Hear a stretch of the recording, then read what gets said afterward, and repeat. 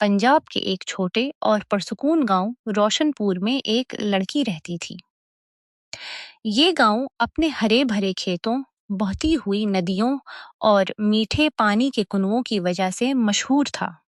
यमीना इस गांव की सबसे खूबसूरत और बहादुर लड़की थी। इसकी खूबसूरती चांद की मानंद थी, जो हर रात आसमान में पूरी चमक के साथ चमकता रहता है। इसके लंबे काले बाल कमर तक पहुंचते थे और जब वो हवा में लहराते तो लगता जैसे रात का अंधेरा दिन की रोशनी में नाच रहा हो।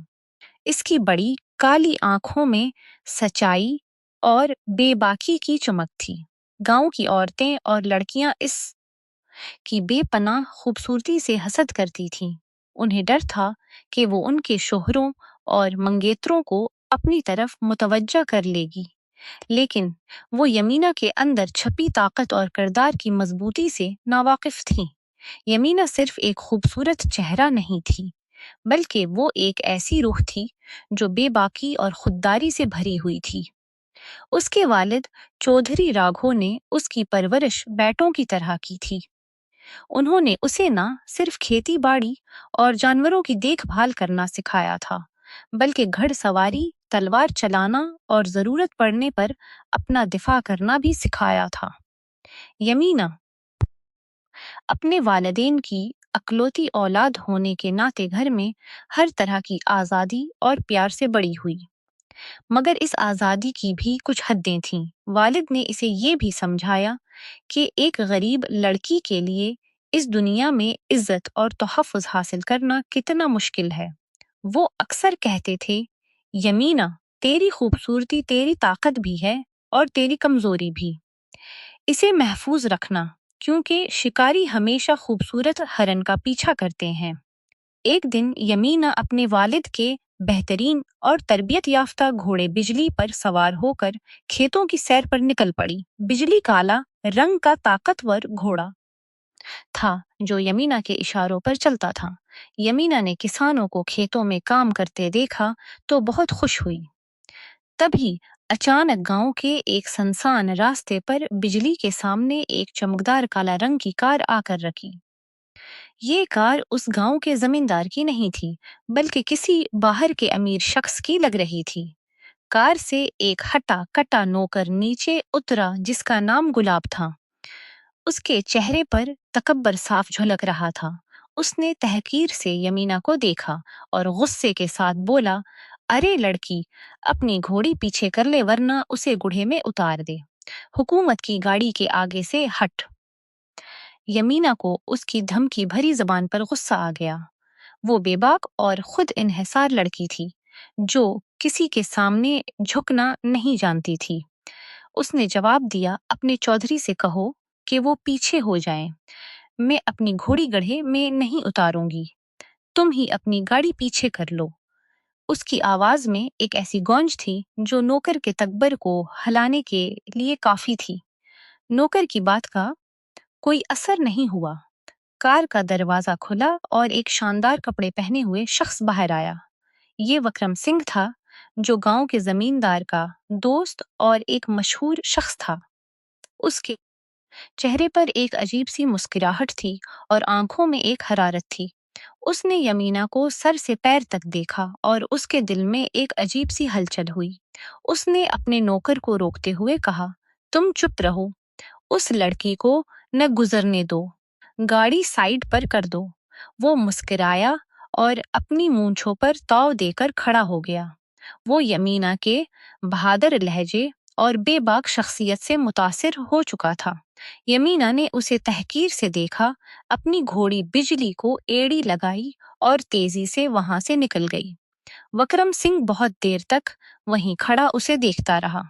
उसकी आंखों में सिर्फ यमीना का चेहरा और उसकी बहादुरी का अक्स था। कुछ दिन गुजर गए और यमीना को एक अजीब सी बेचैनी महसूस होने लगी। वो जहां भी जाती, वकरम सिंह उसे नजर आता। उसके दिल में एक डर बैठ गया था। वालिद ने उसे बहादुरी सिखाई थी, मगर वो ये भूल गए थे कि एक गरीब की बेटी की इज्जत अमीर लोगों की गंदी नजरों से महफूज रहना कितना मुश्किल है। वकरम की आंखों में एक ऐसी भूख और हरारत थी जो उसे चैन से रहने नहीं दे रही थी। एक दिन जब वो खेतों की तरफ जा रही थी तो वक्रम ने उसे रोककर नरमी से पूछा, तुम्हारा नाम क्या है? ए, खूबसूरत परी। यमीना को इसकी आवाज में छप छपी खतरनाकीतन महसूस हुई और वो जल्दी से वहां से भाग निकली। इसका दिल जोर से धड़क रहा था और हाथ कांप रहे थे। वो अपने घर की तरफ भागी। जब घर पहुंची तो पूरी तरह थक चुकी थी और दिल में डर समा चुका था। वो अपनी माँ के पास आकर बैठ गई। इस रात वो सो न पाई। डर ने उसे जकड़ रखा था। सुबह भी डर खत्म नहीं हुआ। शाम होने लगी और अंधेरा फैलने लगा। इसकी माँ ने अचानक कहा, खेत से जाकर प्याज तोड़ लाओ और धनिया भी लाना है, सब्जी बनानी है। माँ का हुक्म सुनकर यमीना के चेहरे का रंग उड़ गया। उसने डरते हुए पूछा, माँ अब तो बहुत देर हो गई है, सुबह क्यों नहीं कहा? मगर माँ ने उसे डांटा, कोई देर नहीं हुई। दिन भर तो हर जगह घूमती फिरती है और अब तुझे मौत आ रही है। मजबूरन यमीना ने टोकरी उठाई और डरते डरते बाहर निकल पड़ी। वो जानती थी कि माँ की बात ठीक थी, लेकिन वो ये भी जानती थी कि उसका डर महज एक डर नहीं था। जब वो खेत में सब्जी तोड़ रही थी तो मुसलसल उधर उधर देख रही थी। वहां कोई नहीं था, लेकिन उसी वक्त उसे घोड़े की हनहनाने की आवाज आई। उसने चूनिक कर सर उठाया तो सामने वही शख्स घोड़े पर सवार खड़ा था। उसके चेहरे पर एक भयानक मुस्कुराहट थी। यमीना के हाथ से टोकरी छूट गई और वो भागने लगी। अंधेरा भी बढ़ रहा था। वो उसका पीछा करता रहा और यमीना गिरती पड़ती भाग रही थी। अचानक इसने अपने घोड़े को एड़ी लगाकर इसके पास पहुंचा और उसे उठाकर अपने घोड़े पर डाल लिया। इसने एक हाथ से इसका मुंह बंद कर दिया ताकि इसकी चीखें कोई ना सुन सके। काफी दौड़ जाने के बाद सड़क पर एक जेप खड़ी थी। वकरम ने यमुना को उतारा और जबरदस्ती जेप में बैठाकर दरवाजा लॉक कर दिया। इसने अपने नौकर को घोड़ा वापस ले जाने का कहा और जेप को तेजी से भगाने लगा। यमीना ने बहुत शोर मचाया तो उसने इसके मुंह पर दोपटा बांध दिया। हाथ पहले ही बांध चुका था। सारी रात वो सफर करते रहे। सुबह होने से पहले वो एक बहुत बड़ी हवेली के सामने रुक गए। चौकीदार ने गेट खोला और जैब अंदर चली गई। उसने यमीना को खींच कर उतारा। उसने मजाहमत की मगर आजाद न हो सकी। वकरम इसे एक बड़े से कमरे में ले गया जहां बहुत से लोग बैठे थे। उसने यमीना को कुछ औरतों के हवाले किया और कहा इसे तैयार कर रही, मगर वो औरतें इसे खींचकर अंदर ले गईं। एक औरत ने उसे कहा, बेटी हमारी बात मान लो, चौधरी साहब आपसे निकाह करना चाहते हैं। यमीना ने चल्ला कर कहा, मैं इस घटिया इंसान से शादी नहीं करूंगी। इसकी बात सुनकर वहां मौजूद 4 ताकतवर औरतों में से एक ने समझाया, बेटी अगर आपने उनसे शादी नहीं की तो वो आपको अपनी दासी बना कर रखेंगे। इससे बेहतर है कि आप किस्मत का समझकर उसे कबूल कर लें। इसकी बातें सुनकर यमीना के रोंगटे खड़े हो गए। वो जानती थी कि अब वो आजाद नहीं हो सकती। इसने दिल ही दिल में सोचा कि अगर उसने शादी नहीं की तो वो उसे तब भी नहीं छोड़ेगा और उसका इज्जत का दाग भी खत्म हो जाएगा। इसलिए मजबूरी में उसने शादी के लिए हाँ भर दी। एक ही दिन में इसकी दुनिया अलट गई थी। वो अपने माँ बाप के बारे में सोचकर बहुत परेशान थी। वो कितना रो रहे हों, तड़प रहे होंगे, तड़प रहे होंगे इसकी गुमशुदगी का पता चलने पर। वो रोती रही और वकरम सिंह, जो अब इसका शौहर बन चुका था, उसे उसकी मर्जी के बगैर अपना मालिक समझने चुकी थी और हवेली में सब उसकी इज्जत करते और उसका हर हुक्म मानते थे। वकरम का कहना था कि उसने पहली नजर में ही उसे अपना दिल दे दिया था और इसके बगैर वो रहने का सोच भी नहीं सकता था। लेकिन यमीना इससे सख्त नफरत करती थी। इसने कभी भी वकरम की मोहब्बत का जवाब मोहब्बत से नहीं दिया और हमेशा उसे ठकराती रही। लेकिन वो भी इसका ऐसा दीवाना हो चुका था कि इसे यमीना की बेरुखी का कोई गला ना था। वो इस हवेली में मालकिन होते हुए भी एक कैदी थी। इसने कई बार वहां से भागने की कोशिश की, मगर चारों तरफ खून खवार कत्ते और चौकीदार खड़े रहते थे। बकरम सिंह का एक खास नौकर, जिसका नाम गोपाल था, इसे अजीब नजरों से देखता था। एक दिन यमीना ने उसे अकेले में कहा, मैं तुम्हें मुंह मांगी कीमत दूंगी, मुझे यहाँ से भागने में मदद करो। सब कुछ उसके हाथ में था। सारे नौकर उसके मातहत थे, लेकिन उसने इनकार में गर्दन हलाई। नहीं बेटी जी, ये गद्दारी है और मैं आपकी कोई मदद नहीं कर सकता। आप मेरी मालकिन हैं, उसलिए मैं आपका राज राज ही रखूंगा। ये कहकर वो वहां से चला गया। हवेली में एक और औरत भी थी, जिसका नाम राधिका था। वो वकरम सिंह की पहली बीवी थी। वो किसी बड़े जमींदार की बेटी थी और सोने से लदी हुई थी। वो बांझ थी, उसलिए वो यमीना से बहुत हसद करती थी। एक दिन जब यमीना ने पलट कर उसकी एक बात का जवाब दिया, तो राधिका ने उसके मुंह पर थप्पड़ मारा। उसने कहा, तुम जैसी गरीब मेरी बराबरी करना चाहती हो? तुम जैसी लड़कियों को चौधरी लोग अपनी कुछ वक्त की खुशी के तौर पर हवेली लाते हैं और जब दिल भर जाता है तो इस्तेमाल करके फेंक देते हैं। ये सुनकर यमीना सुन हो गई। उसकी जहरीली बातें उसके दिल में उतर गईं। वो इस दिन बहुत रोई और उसे वकरम से बहुत नफरत हो रही थी। जब किसी नौकरानी ने ये बात वकरम को बताई, तो वो गुस्से में आ गया और उसने राधिका को बड़ा भला कहा, और यमीना मेरी मोहब्बत है और उसे मैं कभी नहीं छोड़ सकता। उसकी बातों से यमीना को और भी तकलीफ होने लगी। वो जिद थी और इसे इस शख्स से मोहब्बत नहीं हो सकती थी जो इसे जबरदस्ती उठा कर लाया था। काश वो इसके वालिद से इसका हाथ मांगता। उन्हीं दिनों यमीना को पता चला कि वो माँ बनने वाली है। ये कोई अच्छी खबर नहीं थी इसके लिए। इसने हर मुमकिन कोशिश की कि वो बच्चा गर जाए। इसने पानी की बाल्टियों से पूरा आंगन धो डाला, घड़सवारी की, मगर इसकात हमल नहीं हुआ। इसने फिर राधिका से हमल नहीं हुआ। इसने फिर राधिका से मदद मांगी। अगर तुम चाहती हो कि तुम्हारी हैसियत में कोई फर्क ना आए, तो मुझे इसकात हमल की दवा लेकर दो, क्योंकि मैं माँ बनने वाली हूँ। अगर मैंने इस हवेली को वारिस दिया, तो वो इस घर का मालिक होगा और मैं इसकी माँ, जबकि तुम्हारी हैसियत दो कौड़ी की भी ना रहेगी। यमीना की बात सुनकर राधिका का चेहरा पहला पड़ गया। 2 दिन बाद उसने इसे दवा लेकर दी और यमीना ने इसी वक्त वो दवा ले ली। दूसरी सुबह वो दर्द से बेहाल थी और उसकी चीखों से कमरा गूंजने लगा। वकरम ने जल्दी से हकीम को बुलाया तो उसने बताया कि यमीना का इसकात हमल हो गया है। वकरम बहुत दुखी हुआ, क्योंकि इसे औलाद होने वाली थी और उसकी इतला के बगैर ही वो खत्म भी हो गया था। शाम को ही जुलन के मारे राधिका ने वकरम को बता दिया कि यमीना ने खुद बच्चा गुराया है। ये सुनकर वकरम आपे से बाहर हो गया। इसने यमीना के बाल पकड़कर पूछा, क्या ये सच कहती है? यमीना ने भी डेट बनकर कह दिया, हाँ, ये सच कहती है।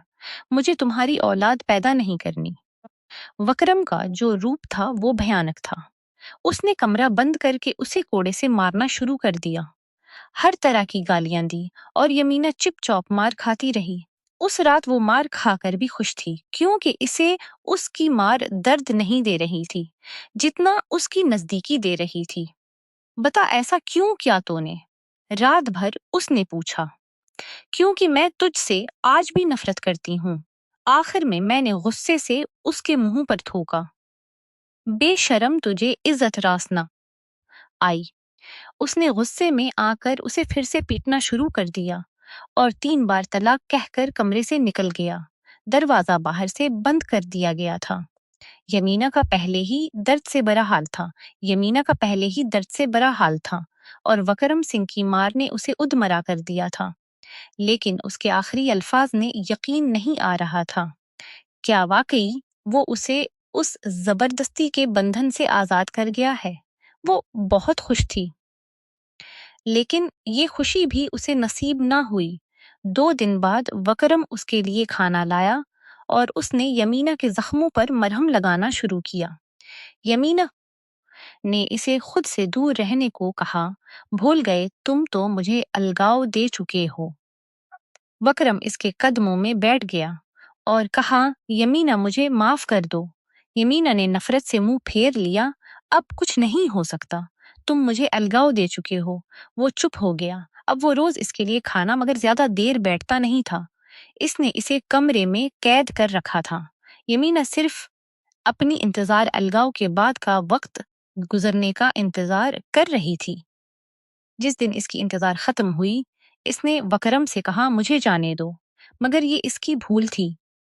वकरम आया और कहा, मैंने अपने खास नौकर गोपाल से बात कर ली है। वो तुमसे शादी कर लेगा और दूसरे दिन तुम्हें अलगाव दे देगा और फिर इंतजार गुजरने के बाद हम शादी कर लेंगे। इसने जैसे यमीना के ऊपर बम फोड़ा हो। वो जो यहाँ से निकलने के ख्वाब देख रही थी और वो इसे फिर से कैद करना चाहता था। वो अपनी बात कह कर चला गया और यमीना सारी रात आग पर लौटती रही। लेकिन बहुत सोच विचार के बाद वो इस नतीजे पर पहुंची कि गोपाल से शादी इसकी आजादी का जरिया बन सकती है। वो जानती थी कि इसके पास कोई और रास्ता नहीं है।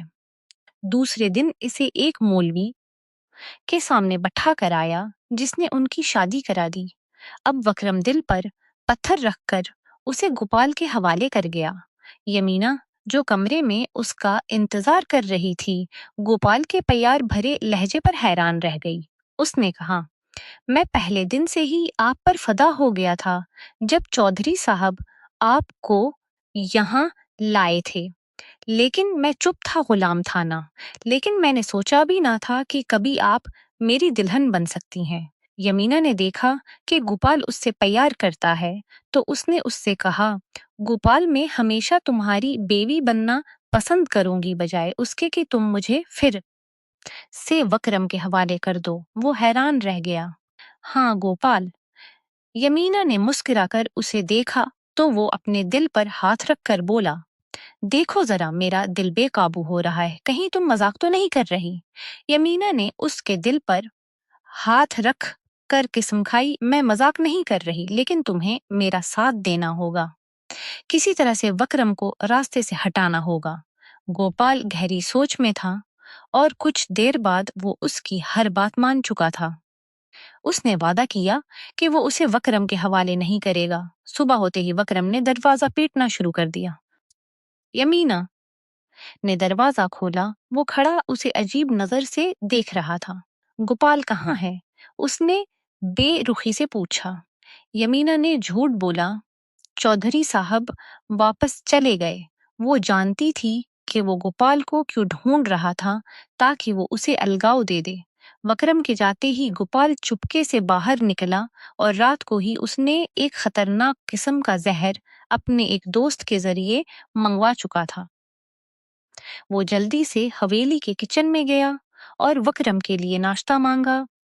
गोपाल ने नाश्ते में वो जहर मिला दिया और नाश्ता वकरम की बैठक की तरफ ले गया, जहां वो गोपाल का इंतजार कर रहा था। कहाँ था तो बदतमीज। इसे देखकर वो चिल्लाया, सरकार में तो आप ही के पास आ रहा था। ये लीजिए सरकार, खा लीजिए। वो खुशामद करता हुआ बोला, मैंने तुझे जो कहा था वो काम कर दिया। वो अलगाव के बारे में पूछने लगा। जी सरकार, करने ही लगा था कि मालकन ने कहा कि उनकी तबीयत बहुत खराब हो रही है तो उनके लिए आपसे दुआ लेने आया था। इसने बहाना बनाया। वकरम परेशान तो हुआ, पर उसने गोपाल के जोर देने पर नाश्ता खत्म कर लिया और वहां से चला आया। आधे घंटे बाद ही सबको खबर मिल गई कि वकरम अपनी बैठक में बेहोश पड़ा है। हवेली में मातम छा गया था। इसी का फायदा उठाकर यमीना गोपाल के कमरे से निकलकर बैठक में पहुंच गई, जहां राधिका रो रही थी, क्योंकि हकीम ने बताया था कि चौधरी साहब अब इस दुनिया में नहीं है। राधिका ने यमीना को देखा तो उसकी छोटी पकड़कर उसे खींचा और एक नौकरानी को कहा कि उसे बाहर निकाल दो। नौकरानी ने उसे धुके देकर बाहर निकाला और यमीना तो यही चाहती थी। उसने गेट से बाहर कदम रखा तो ठंडी हवा का साफ झोंका उसे नई जिंदगी की खबर दे रहा था। कुछ दौर चलकर उसने पीछे मुड़कर देखा तो वहां लोगों का हुजूम जमा था।